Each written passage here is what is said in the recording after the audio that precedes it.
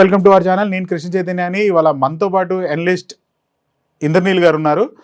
ఇవాళ ఏదైతే లడ్డూ పైన వివాదం, కొత్త వివాదానికి తెరదీశారో దాని గురించి చర్చిద్దాం. నమస్తే ఇంద్రనీల్ గారు. నమస్తే సార్.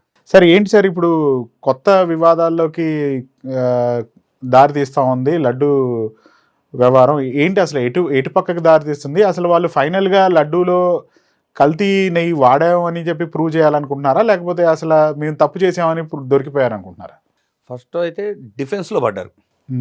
డిఫెన్స్లో పడిన తర్వాత ఇప్పుడు ప్రెస్ మీట్ పెట్టారు కదా, 3 పార్టీలు కలిపి ప్రెస్ మీట్. ఎప్పుడన్నా 3 పార్టీల క్యాబినెట్ మొత్తం కూడా ఉన్నట్టుంది కదా? క్యాబినెట్ కాదులేండి, 9 మంది కూర్చున్నారు. క్యాబినెట్ అంతా కూర్చోాలా, 9 మంది కూర్చున్నారు. ఇక్కడ ఎన్ని లాజిక్లు ఉంటాయో చూడండి.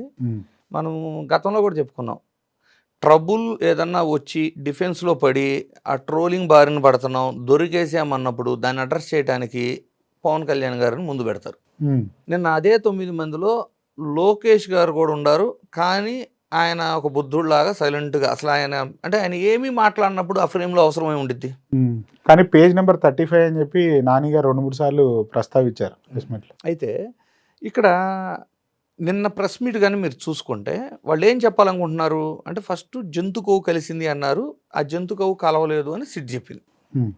దీన్ని ఎలా డిఫెండ్ చేయాలి? ఇప్పుడు మనము ప్రజల ముందు నిర్దోషులుగా, అదే దోషులుగా ఉంటాం కాబట్టి దీన్ని ఎలాగైనా కూడా మనం చెప్పిన దాన్ని నిజమని ప్రూవ్ చేసుకోగలగాలి. మనం అధికారంలో ఉండి కూడా చేసుకోలేకపోవటం ఏంటి అనే భావనలోకి వచ్చారు. ఇది కూడా చూడండి, కేంద్రంలో వాళ్ళే ఉన్నారు. నిన్న ఆ 9 మందిలో బీజేపీ కూడా కూర్చుంది కదా, కేంద్రంలో వాళ్ళే ఉన్నారు. వాళ్ళు సిబిఐని వాళ్ళే నియమించారు. సిట్లో ఉన్న అధికారులు సైతం వీళ్ళకు అనుకూలమైన వాళ్ళనే పెట్టుకున్నారు.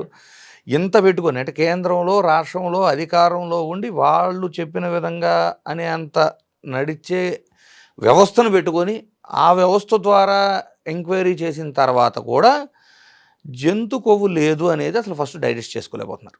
First problem. రెండోది ఏమైంది అంటే వాళ్ళు ఉండాలని కోరుకున్నారేంటి? ముమ్మాటికి. ఎందుకంటే టీటీడీ చైర్మన్ ఎవరైతే నాయుడు గారు ఉన్నారో, జంతు కొవ్వు లేదు అని రిపోర్ట్ వస్తే ఏమనాలి? దేవదేవుడు తనకు జరిగిన అప్రతిష్టో, నిందలో ఇవన్నీ తొలగిపోయినాయి, సంతోషం, ఏమీ జరగలేదు, భక్తులు మనోభావాలు కూడా దెబ్బతినలేదు, ఏం జరగలేదని ఆనందపడాలి. ఆయన ఏమన్నాడు? సిట్టే మొత్తం చెప్పిద్దా? సిట్టు పూర్తిగా చెప్పలేకపోతుంది, ఇందులో ఉంటే అనే స్థాయిలో అతనే మాట్లాడుతుంటే మీరు కోరుకుంటున్నారు. మీరు అంటే ఏ స్థాయికి వెళ్ళిపోయారంటే, చంద్రబాబు గారు ఒక అడుగు ముందుకేసి డైవర్షన్ పాలిటిక్స్లో భాగంగా ఇంకా 4 ఏళ్ళు ఎలక్షన్స్ ఉండగా జగన్మోహన్ రెడ్డి గారికి ఈ హిందూ ఓట్లు పడకూడదు అనే దురుద్దేశంతో దాన్ని వెంకటేశ్వర స్వామి ప్రతిష్ట భంగం కలిగినా పర్లేదు అని ఒక అడుగు ముందుకేశారు. ఇప్పుడు వాళ్ళ పార్టీ ఆ కూటమిలో ఉన్న వాళ్ళందరూ కూడా, నేను ఏ ఒక్కరు అంటే ఓన్లీ టీడీపీ అని చెప్పను, కూటమిలో ఉన్న అందరూ కూడా అది నిజం అవ్వాలని కోరుకుంటూ అది నిజమని ప్రూవ్ చేయడానికి ప్రయత్నిస్తున్నారు తప్పితే అసలు దేవదేవుడి యొక్క ప్రతిష్ఠ ఏంటి, ఆ లడ్డుకున్న ప్రాముఖ్యత ఏంటి, అసలు దేశవ్యాప్తంగా అంటే అంతర్జాతీయంగా వెంకటేశ్వర స్వామికి ఉన్న భక్తుల మనోభావాల గురించి అసలు ఆలోచించే పరిస్థితిలో వాళ్ళు లేరు. ఓకే. సో ప్రెస్ మీట్లోకి వెళ్తే ముందుగా చూడండి, ప్రెస్ మీట్లో ఫస్ట్ పయ్యావుల కేశవ్ గారు మాట్లాడారు. పయ్యావుల కేశవ్ గారు మాట్లాడుతూ జంతు కొవ్వు చాలా క్లియర్ చూడండి, ఆ ప్రెస్ మీట్లోనే నిజాలు ఉండయి. కాకపోతే ఏమైందంటే మొదటి అతనేమో చెప్పేది ఒకటి, రెండో అతను వచ్చి ఇంకొంచెం కవర్ చేస్తూ అలా చివరి అతనికి వచ్చేసరికి అసలు ఈ నిజాన్ని అబద్ధం వాళ్ళే చేసేసారు. అదే ప్రెస్ మీట్లో చేశారు. నేను చెప్తా చూడండి. పయ్యావుల కేశవ్ గారు ఏమన్నారు? మొదటిగా ఎన్డీడీబీకి పంపినప్పుడు శాంపిల్ ఏవైతే ట్యాంకర్లు రిజెక్ట్ అయినాయో, క్వాలిటీ మీద మాకు అనుమానం ఉందో ఆ క్వాలిటీని మళ్ళీ ఎన్డీడీబీకి పంపించాం. ఎన్డీడీబీకి పంపించినప్పుడు ఆ రిపోర్ట్లో జంతు కొవ్వు కలిసే అవకాశం ఉంది, ఆయన కూడా పాపం ఉంది అని ఎక్కడ కన్ఫర్మ్ చేయాలి. పయ్యావుల కేశవ్ గారు కూడా అవకాశం ఉంది అని మాత్రమే క్లెయిమ్ చేశారు. కానీ అదే మీటింగ్లో కంక్లూజన్ వచ్చేటానికి వీళ్ళంతా ఏం మాట్లాడతారు? ఎన్డీడీబీ రిపోర్ట్లో జంతు కొవ్వు ఉంది అని మాట్లాడతారు. సస్పెక్ట్ చేసింది ఆ రిపోర్ట్లో. ఆ రిపోర్ట్ కానీ మీరు చాలా క్లియర్గా చూసుకుంటే జనరల్గా టెస్ట్ చేసినప్పుడు ఎస్ వాల్యూ లెవెల్స్ అని ఉంటాయి నెయ్యిలో. అంటే ఫారిన్ ఫ్యాట్ ఏమేమి ఉంది అంటే వేరే ఫ్యాట్, అంటే జనరల్గా ఉండాల్సిన ఫ్యాట్ కాకుండా ఇంకేమేమి ఫ్యాట్స్ ఉండే అవకాశం ఉంది అనేది సబ్జెక్ట్ అక్కడ ఆ టెస్ట్ రిపోర్ట్లో. అయితే జనరల్గా మన బ్లడ్ టెస్ట్లు ఏదన్నా చేయించుకుంటే మినిమం వాల్యూ మ్యాక్సిమం వాల్యూ ఆ రెఫరెన్స్ రేంజ్ ఉంటుంది కదా, ఈ మధ్యలో ఉంటే ఏ ప్రాబ్లం లేదన్నట్టు. అలాగే ఆ ఎస్ వాల్యూస్ దాటినప్పుడు కింద ఏం రాస్తారంటే ఆ లెవెల్స్ దాటినప్పుడు సస్పెక్టెడ్ ఏమేమి ఉండవచ్చు, వాటిలో ఉండవచ్చు అని రాశారు. ఏమేమి రాశారు? వెజిటబుల్ ఆయిల్స్, పామ్ ఆయిల్ టైప్వి, కోకోనట్ ఆయిల్ లాంటివి, అలాగే 5 రోస్లో రాశారండి. అది కూడా రిపోర్ట్లో చాలా క్లియర్గా ఉండిద్ది. ఓకే. అందులో లాస్ట్కి ఏం రాశారు? లార్డ్ అంటే జంతు కొవ్వు కూడా ఒక ఫ్యాక్టర్ అయి ఉండొచ్చు. ఎక్కడా కూడా ఇవి కూడా ఎక్కడా వాళ్ళు కన్ఫర్మ్ చేయకపోగా కింద ఏమంటే కండిషన్స్ ఉంటాయి. మళ్ళీ కండిషన్స్ ఏమని రాశారు? ఒకే ఆవు నుంచి తీసిన పాలు అయితే ఈ రిపోర్ట్ చల్లదు. ఇప్పుడు ఈ పాలు కలెక్ట్ చేసిన ఏవైతే ఆవులు ఉన్నాయో వీటికి వెజిటబుల్ ఆయిల్కి సంబంధించిన ఫీడ్ ఎక్కువగా పెట్టుండా కూడా ఈ రిపోర్ట్ పనికిరాదు. ఇప్పుడు జనరల్గా ఆవులు గేదెలకి ఏం పెడుతున్నారు సార్? గానుగుల నుంచి తీసినవచ్చు, మొలాసిస్ ఫ్యాక్టరీల నుంచి తెచ్చినవచ్చు, పత్తి చెక్క అంటారు, పామ్ ఆయిల్ కేకులు అంటారు. అంటే ఈ ఫీడ్ ఏవైతే ఇస్తున్నారో ఆ ఫీడులో నుంచి వచ్చిన ఆయిల్స్ కూడా అయి ఉండొచ్చు. చాలా క్లియర్గా ఉంది రిపోర్ట్లో. ఇప్పుడు నేనేమి చెప్పట్లా. ఇంకో పాయింట్ ఏముంది? ఏ ఆవుల నుంచి అయితే పాలు తీశారో వాటి యొక్క ఎనర్జీ లెవెల్స్ తక్కువ ఉండా కూడా ఇలాంటి రిపోర్ట్ రావచ్చు. ఇన్ని కండిషన్స్ ఉన్నాయి, ఇంకా 2-3 ఉన్నాయి. ఇంత క్లియర్గా రిపోర్ట్ ఎన్డీడీబీలో ఏముంది? అవకాశం ఉంది, సస్పెక్ట్ చేస్తున్నాం. వాటిలో vegetable oils, palm oil, coconut oil, ఇలాగే ఒక జంతు కొవ్వు కూడా అవకాశం ఉంది. అలాగే ఈ రిపోర్ట్ రావడానికి అవి లేకపోయినా కూడా ఇలాంటి కండిషన్స్ కొన్ని ఉంటాయి, అవి ఇచ్చే ఫీడ్ కానీ, అంత క్లియర్గా రిపోర్ట్ ఉంటే ఈ రిపోర్టు చూడండి. చంద్రబాబు గారు ఆల్ ఆఫ్ సడన్ ఈ రిపోర్ట్ను పట్టుకొని జంతు కొవ్వు కలిసింది అని సెప్టెంబర్ 18వ తారీఖున ప్రెస్ మీట్ పెట్టి మాట్లాడారు.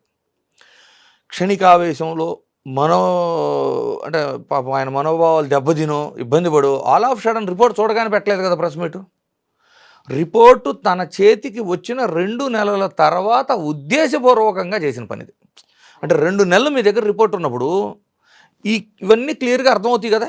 సరే, మనకు అర్థం కాల, అది అర్థమయ్యే మేధావిని పక్కన కూర్చోబెట్టుకొని సార్ ఇందులో ఏముందంటే చెబుతారు కదా. అంటే 2 నెలల సమయం తర్వాత ప్రకటించే దానిలో లేని దాన్ని ఉన్నట్టు ప్రకటించారు వీళ్ళు. అంటే ఇప్పుడు ఎన్డీఆర్ఐ వచ్చి చెప్పట్లేదు సార్, ఇది అసలు ప్రజలకు అర్థం కావాలి. ఎన్డీడీబీ రిపోర్టు, మొదటి రిపోర్టు ఏదైతే పట్టుకొని వీళ్ళు జంతు కొవ్వు కలిసింది అని ప్రజలను తప్పుదోవ పట్టించారో, హిందువుల మనోభావాలను దెబ్బతీశారో, వెంకటేశ్వర స్వామి యొక్క ప్రతిష్టను దెబ్బతీశారో, ఆ ఎన్డీడీబీ రిపోర్ట్లో కూడా ఉంది అని ఎక్కడా చెప్పలేదు. కానీ వీళ్ళు ఏం చేశారు? ఉంది అని ప్రాపగండా చేశారు. First thing. సరే, ఈ శాంపిల్స్ ఎప్పుడు ఇవి? ఏమన్నా వైఎస్ఆర్సీపీ హయాంలో వాడిన శాంపిల్సా? కాదు. టీడీపీ అధికారంలోకి వచ్చిన తర్వాత జూలై నెలలో, అంటే అప్పటికి టీడీపీ అధికారంలో కొత్త ఈఓ అన్నీ వచ్చేసి ఉన్నారు.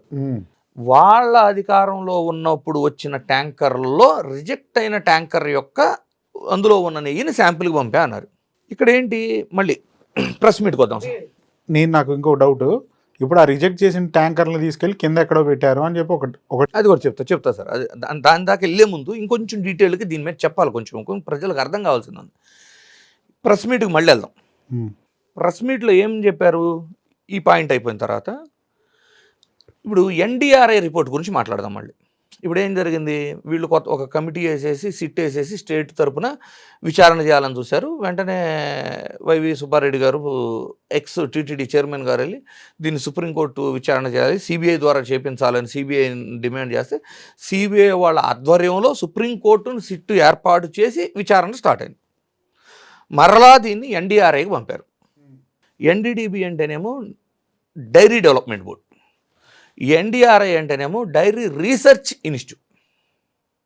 సో రెండూ కూడా ఆల్మోస్ట్ సేమ్ వాల్యూ అండ్ వీటిని మించిన డైరీ ఇండస్ట్రీలో కానీ వెటర్నరీలో కానీ దీన్ని మించి లేవు కూడా మనకి నేషనల్ ఇన్స్టిట్యూషన్స్ ఇవి. సో ఎన్డీఆర్ఐ ఏం చెప్పింది? వీటిలో ఎక్కడా జంతువు కలవలేదు, కానీ కెమికల్స్ సింథటిక్ లాంటి వాటితో నెయ్యి తయారు చేయబడింది అనేది కంక్లూడ్ చేశారు. ఓకేనా? సో ఇది చేసింది ఎవరు అనేది కూడా వాళ్ళు చాలా డీటెయిల్డ్గా ఎవరి హయాంలో ఎక్కడ ఎప్పుడు జరిగిందో కూడా చెప్పారు. ఇప్పుడు ఎన్డీఆర్ఐ రిపోర్ట్కి అంత విలువ లేదు అని కూడా మాట్లాడుతున్నారు. నిన్న ప్రెస్ మీట్లో ఏం మాట్లాడతారు వాళ్ళు?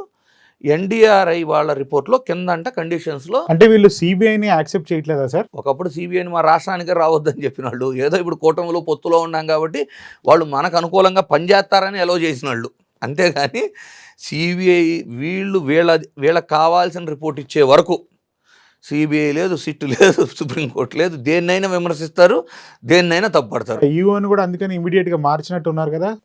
ఈవోని ఒక్కళ్ళని కాదు సార్, ఈ లడ్డు ఎపిసోడ్లో విత్ ఇన్ 1 year ముగ్గురిని మార్చారు, గుర్తుపెట్టుకోండి, ముగ్గురిని మార్చారు. నేను ఈ రిపోర్ట్ వచ్చిన తర్వాత సింగాల్ని కూడా మార్చారు. ఇప్పుడు ఎన్డీఆర్ఐ రిపోర్ట్కి అసలు వ్యాలిడేషనే లేదు. ఎందుకు అంటే కింద అంట వాళ్ళు ఇంటర్నల్ ల్యాబ్లో వాళ్ళకున్న పరిధిలో చేశాము. మీరు బ్లడ్ రిపోర్ట్ రాసుకున్నా కూడా కింద రాస్తాడు సార్, ఏ మెథడాలజీలో చేశాము, వాళ్ళ ల్యాబ్లో చేశాము రాస్తారు. అది బ్లడ్ కూడా తీసుకున్న sample to sample, lab to lab కూడా చేంజెస్ ఉంటాయి కదా, వేరే ఉంటాయి కదా మెథడాలజీస్ వేరు ఉంటాయి కాదు, రెఫరెన్సెస్ సేమే వస్తాయి కదా, మెథడాలజీస్ కింద రాస్తారు. అది దాన్ని పట్టుకొని వీళ్ళు ఏమంటారు, వాళ్ళకంత తెలియదు, ఆ రిపోర్టు మనం నమ్మొద్దు, ఎన్డీడీబీనే ప్రామాణికం అన్నారు. మరి బాబు ఎన్డీఆర్ఐలో లేదని కన్ఫర్మ్ చేశారు, ఎన్డీడీబీలో ఉందని ఎక్కడా చెప్పలేదు, వీళ్ళు చెబుతున్నారు ఉందని. ఎన్డీడీబీ రిపోర్ట్ చెప్పట్లా, రిపోర్ట్లో సస్పెక్ట్ చేస్తున్నాము అని ఇలాగే కండిషన్స్ కొని చెప్పి, ఈ కండిషన్స్ ఏదన్నా అప్లికబుల్ అయితే అవన్నీ లేవని చెప్పారు వాళ్ళు. వీళ్ళేం చెబుతున్నారు, లేని దాన్ని ఉందని ప్రచారం చేసి ఇప్పుడు ఎన్డీఆర్ఐ వ్యాలిడేషన్ లేదని చెప్పుకుంటూ ఈ ఎన్డీడీబీ రిపోర్టును బేస్ చేసి మేము మాట్లాడాము. ఇక ప్రజల ముందు దొరికిపోయారు వీళ్ళు, లిటరలీ దొరికి డిఫెన్స్లోకి వెళ్ళి ఆర్గనైజ్ చేస్తున్నారు. ఇప్పుడు మళ్ళీ కంబ్యాక్ టు శాంపుల్స్ దగ్గరికి వెళ్దాం. నేను సామాన్యులకు అర్థమయ్యేలా కొంచెం విడమర్చి చెప్పడానికి ట్రై చేస్తా సార్. ఇప్పుడు నిన్న ఆయన పాషా గారు చెప్పారు, ఎక్సలెంట్ పాయింట్ చెప్పారు. నేను సాక్షి మీడియా బోట్ పాషా గారు ఎక్సలెంట్ పాయింట్ చెప్పారు. అది ఇంకొంచెం డీటెయిల్గా చెప్దాం. ఆ పాయింట్ నాకు కూడా నచ్చింది. ఏంటంటే 4 ట్యాంకర్లు రిజెక్ట్ అయినాయి, ఆ 4 ట్యాంకర్లోని శాంపుల్ పంపితే ఎన్డీడీబీ రిపోర్ట్ ఇది వచ్చిందని చెప్పారు. ఆ 4 ట్యాంకర్లు రిజెక్ట్ చేయబడ్డాయి కదా. సిట్ ఏం చెప్పింది, ఈ 4 ట్యాంకర్లు రిజెక్ట్ చేయబడ్డ ట్యాంకర్లు ఏవైతే ఉన్నాయో అవి తిరిగి ఏఆర్ డైరీకి వెళ్ళలేదు, వైష్ణవి డైరీకి వెళ్ళి మళ్ళీ వైష్ణవి డైరీ తరఫున మళ్ళీ వచ్చినాయి 2 రోజుల గ్యాప్లో. ఈ 4 మళ్ళీ యాక్సెప్ట్ చేయబడి అంటే టెస్టింగ్ ఓకే అయిపోయి లోపలికి వెళ్ళినాయి. అంటే నేను అంటే ఆయన చెప్పింది కానీ మనకు రావాల్సిన ఆలోచన ఏంటి అంటే, ఒకవేళ ఫస్ట్ టీటీడీలో ఉన్న ల్యాబ్లో నిన్న ఫెయిల్ అయింది, ఈరోజు ఎలా సక్సెస్ అవుతుంది అంటే నిన్న కూడా సక్సెస్ అయింది. అది పైకి పంపిన శాంపిలే కల్తీ అవ్వచ్చుగా. అదే అంటే అసలు ఆ ట్యాంకర్లో అయ్యి ఉండకపోవచ్చు. మీరు అనేది ఏంటంటే అసలు ఆ శాంపుల్ పంపించిన ట్యాంకర్లో కాదు, ఎక్కడదో వైఎస్ఆర్సీపీ మీద వీళ్ళు హిందువుల మనోభావాలు, హిందువులను దూరం చేయడానికి వైఎస్ఆర్సీపీని అసలు ఆ ట్యాంకర్లోనే కాని నెయ్యిని శాంపుల్ పంపుండొచ్చుగా. ఎందుకు అంటే నిన్న టెస్టింగ్లో రిజెక్ట్ చేయబడింది ఈ రోజున టెస్టింగ్లో త్రూ అయిందంటే పైకి వెళ్ళిన శాంపుల్ ఇక్కడదైతే అసలు ఫస్ట్ రెండోసారి కూడా ఇక్కడ రిజెక్ట్ అవ్వాలి కదా. ఈ ల్యాబ్లో టీటీడీ ల్యాబ్కి వచ్చాం సార్, ఈరోజు రిజెక్ట్ అయింది, అదే రేపుటికి ఇంకా కాలం గడిచే కొద్దీ దాని క్వాలిటీ తగ్గిద్ది, దాని పార్టికల్స్ ఇంకా డ్యామేజ్ అవుతుంటే ఇంకా బ్యాడ్ రిపోర్ట్ రావాలి కాలం గడిచే కొద్దీ. ఈరోజు టెస్టింగ్ రిజెక్ట్ అయింది, రేపు త్రూ అయింది అంటే ఇక్కడ ప్రాబ్లం లేదు, అది మంచి నెయ్యే. పైకి పంపిన శాంపిలే తేడా అయి ఉండొచ్చుగా. ఇంటెన్షనల్గా కలిపిన నెయ్యిని పంపుండొచ్చుగా హిందువుల మనోభావాలను దెబ్బతీయటానికి. ఎందుకు అవకాశం లేదు? అలా పంపకుండా ఇందులో నెయ్యే తీసుంటే ఇక్కడ టెస్టింగ్ రెండోసారి వచ్చినప్పుడు పట్టుబడాలి కదా. Point number 1. ఇంకో పాయింట్ సార్, నిన్న సిట్ వాళ్ళు చెప్పిన తర్వాత ప్రెస్ మీట్ పెట్టి వీళ్ళు ఏం చెబుతారు, కల్తీ నెయ్యి అనటం కూడా తప్పు, కల్తీ పామాయిల్ అనాలి, అసలు నెయ్యే లేదు, 1% కూడా నెయ్యి లేదు అనేది నిన్నంతా కూర్చొని పాపం 9 మంది మాట్లాడుతుంది. మరి అసలు నెయ్యే లేనప్పుడు 4 ట్యాంకర్లు అప్రూవ్ ఎలా అయినాయి? మీకు 4 రిజెక్ట్ అయినప్పుడు అసలు నెయ్యి 1% పార్టికల్ కూడా లేకపోతే అప్రూవ్ ఎలా చేశారు మీరు? మొత్తం ఒక 6-8 ట్యాంకర్లు వచ్చినాయి సార్. కొన్నేగా రిజెక్ట్ అయినాయి, కొన్ని ఆ రోజు కూడా టెస్టింగ్ త్రూ అయ్యి లడ్డూలు తయారీ వాడారు కదా వీళ్ళు. వీళ్ళ ప్రభుత్వం అధికారంలోకి వచ్చిన తర్వాత వచ్చిన లారీలు కొన్ని వాడారు. అసలు నెయ్యే లేకపోతే ఈ కల్తీ నెయ్యిని మీరు అప్రూవ్ అయిన వాటిల్లో కూడా నెయ్యి లేనట్టే కదా, మరి అవి వాడారా? నెక్స్ట్ రిజెక్ట్ అయినది ఏదైతే ఉందో దాంట్లో ఉన్న శాంపులే మీరు నిజంగా పైకి పంపుంటే అది రెండోసారి కూడా రిజెక్ట్ అవ్వాలి కదా ఇక్కడ. మరి రిజెక్ట్ అవ్వలేదంటే పైకి పంపిన శాంపుల్ కల్తీ అయి ఉండాలి. రెండోసారి వచ్చింది అంటే మీరు ఏదైతే ఒకవేళ సార్ అక్కడ సస్పెక్టెడ్ అని ఉంది ఎన్డీడీబీ. వైష్ణవి డైరీ నుంచి వచ్చి ఇక్కడ ఏదైతే రిజెక్ట్ అయిందో అది వైష్ణవి డైరీకి వెళ్ళి మళ్ళీ దాన్ని తీసుకొచ్చి అప్రూవ్ చేయించారు అంతే. సో ఏమైంది మొదటి అంటే వీళ్ళు చెప్పే వెర్షన్లో అసలు నెయ్యే లేదు అంటే ఫస్ట్ టైమే అప్రూవ్ అయినవి కల్తీ, అది వాడింది టీడీపీ హయాంలో. రిజెక్ట్ అయిన దాంట్లో జంతు కొవ్వు కలిపారు అని వీళ్ళు చెప్తున్నారు కదా మనకి. వీళ్ళు ప్రోపగాండా చేసింది ఏంది ఎన్డీడీబీ రిపోర్ట్ను పట్టుకునే కదా. ఆ ఎన్డీడీబీ రిపోర్టు ఏదైతే శాంపిల్ పంపారో ఆ శాంపిల్నే కదా మళ్ళీ వైష్ణవి డైరీతో మీరు లోపల తీసుకెళ్ళి వాడిచ్చింది. అంటే నిన్న మీరు ప్రెస్ మీట్ పెట్టి ప్రజలకి సగం నాలెడ్జ్ లాగా అబద్ధాలను ప్రచారం చేయాలని కూర్చున్నప్పుడు ఎవరికి ధైర్యం లేదు చూడండి. ఎందుకు అంటే ఆ పాప భీతి చేస్తున్నది పాపం, పెట్టింది భయం. ఒక్కళ్ళ ముఖంలో అంటే కాన్ఫిడెన్స్ ఎట్లుండేది సార్ నిజం మాట్లాడుతుంటే. ఒక్కళ్ళ ముఖం అన్న ఇదివరకు ఎట్టాగే మాట్లాడేవాళ్ళు వీళ్ళు. ఏది అసలు ఆ జుట్టు ఎగరేసుకొని ఆ స్పీచ్లు ఏమైపోయారు పవన్ కళ్యాణ్ గారు వీళ్ళందరూ. అసలు ఎప్పుడు కూడా గతంలో మాజీ ముఖ్యమంత్రి పేరే ఎత్తలేదు అని చెప్పి అన్నారు కదా సార్. ఆయన స్టేట్మెంట్లకి మీరు మాట్లాడదు, ఆయన గురించి నేను ఎక్కువ మాట్లాడను. ఎందుకంటే ఆయన రేపు ఇంకోటి కూడా మాట్లాడతాడు మళ్ళీ. నిన్న నేను ప్రెస్ మీట్ మాట్లాడానా అని అడిగాడు అనుకోండి, అప్పుడు మనమే మాట్లాడతాం. కష్టంలే మీకు. అది చాలా ఆయనతో మనం పెట్టుకోలేము. ఎందుకంటే ఈరోజు సంగతి ఈరోజు ఆయన అంతా యాక్షన్ కట్. ఈరోజు మాట్లాడింది ఈరోజు స్క్రిప్ట్లో వెళ్ళిపోయింది, రేపుది మళ్ళీ స్క్రిప్టే. మళ్ళీ వాళ్ళ బ్రదర్ లైన్లోకి వచ్చాడుగా సార్. ఇంకొక నిమిషం, ఇది మనం లడ్డుది కొంచెం జనాలకి క్లియర్గా అర్థమై ఉండాలి. అంటే ఒకటి శాంపిల్ కరెక్ట్ కాదు, రెండు లోపలికి అంటే అది వీళ్ళు చెప్పినట్టు అసలు 1% కూడా నెయ్యి లేకపోతే టీడీపీ హయాంలో ఆ నెయ్యిని వాడారు. రెండు అలాంటి నెయ్యే ఇటు కూడా తీసుకున్నారు, అంటే రిజెక్ట్ అయిన నెయ్యిని మళ్ళీ తీసుకున్నారు. అంటే ఒకవేళ రిజెక్ట్ అయిన నెయ్యిలో ఎన్డీడీబీ రిపోర్ట్లో జంతు కొవ్వు ఉంది అని చెప్పుంటే దాన్ని వాడింది కూడా మళ్ళీ వైష్ణవి పేరుతో తీసుకొచ్చి వాడింది కూడా టీడీపీ హయాంలోనే. సో అన్ని రకాలుగా ఎవరు ప్రతిష్టని భంగం కలిగినా మా రాజకీయ లబ్ధి మాకు జరగాలని ఉద్దేశించి చేశారు. వెంకటేశ్వర స్వామి చూస్తా ఊరుకోరు కదా సార్.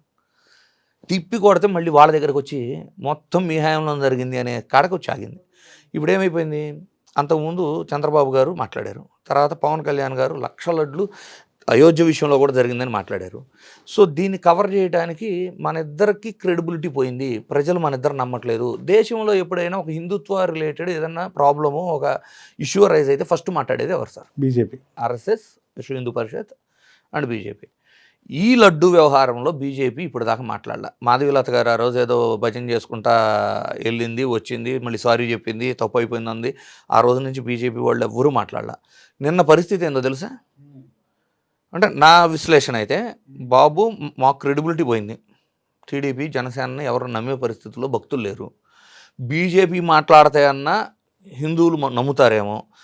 ఒకవేళ మనమంతా కూటమిగా ఉన్నాం, రేపు ఉదయం కూడా కూటమిగా ఉంటేనే గెలవగలం అనుకుంటున్నాం. ఇప్పుడున్న పరిస్థితి చూస్తే కూటమిగా ఉన్నా కూడా గెలవలేమనిపిస్తుంది. మీరు కూడా ఇన్వాల్వ్ అయ్యి ఈ బురదను మీరు కూడా కొంచెం అంటుకుంటే తప్పితే మేం బయటపడేలాగలేము అని పాపం రాష్ట్ర బీజేపీ అధ్యక్షులను కూర్చోబెట్టి ఆయనతో కూడా మాట్లాడించారు. కానీ నిన్న ప్రెస్ మీట్లో ఆయన ఎక్కడా జంతు కొవ్వు అనే పదం కానీ ఆ స్టాండ్ తీసుకోవాలి. మీరు నోటీస్ చేశారు లేదు? సిట్ రిపోర్ట్లో ఉన్న కల్తీ జరిగిందన్నారు, కానీ కూటమిలో ఉన్నారు కాబట్టి అది వైసీపీ హయాంలో ముద్ర వేయాలని ట్రై చేశాడు ఆయన కూడా. అయితే వైసీపీ హయాంలో జరిగిన వాటి గురించి మాట్లాడుతూనే ఇప్పుడు డైవర్షన్ ఎటు తీసుకెళ్తున్నారు చూడండి.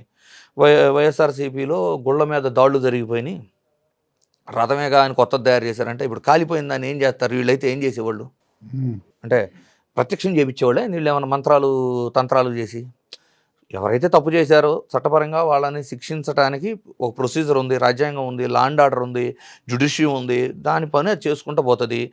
ఏదైతే డ్యామేజ్ జరిగిందో దాన్ని రికవర్ చేసామా, అంటే దానికి రెమెడీస్ ఏమన్నా ఉంటే ఆ పండితులు వాళ్ళు చూసుకుంటారు. హోమాలు యాగాలు ఏమైనా చేయాల్సి వస్తే.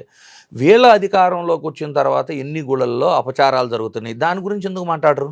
నెక్స్ట్ నిన్న చంద్రబాబు గారు, పవన్ కళ్యాణ్ గారు ఇద్దరూ కూడా అప్పుడు తర్వాత మీటింగుల్లో కూడా కర్నూలు వీటిలో కూడా వాళ్ళు ఇంటెన్షనల్గా చూడండి, జగన్మోహన్ రెడ్డి గారి పరంపర ఏంటి, జగన్మోహన్ రెడ్డి గారి పరంపర ఏంటి లేదు, ఆ వ్యక్తి హిందూ మతం మీద చేస్తున్న దాడిలాగా చివరికి ఏ స్థాయికి వెళ్ళిపోయారంటే ఈ లడ్డు కల్తీ అనేది డబ్బు కోసం చేయలేదు, వెంకటేశ్వర స్వామి యొక్క పవర్ని తగ్గించడానికి చేశారంట. అంటే వెంకటేశ్వర స్వామి యొక్క పవర్ని ఎవడన్నా తగ్గించగలడా అంటే వీళ్ళు అసలు రాజకీయ కోణంలోకి వెళ్ళిపోయి ఎంత దిగజారుతారు అనే స్థాయికి వెళ్ళిపోతున్నారు. వెంకటేశ్వర స్వామి పవర్ని ఎవడన్నా తగ్గించగలడా?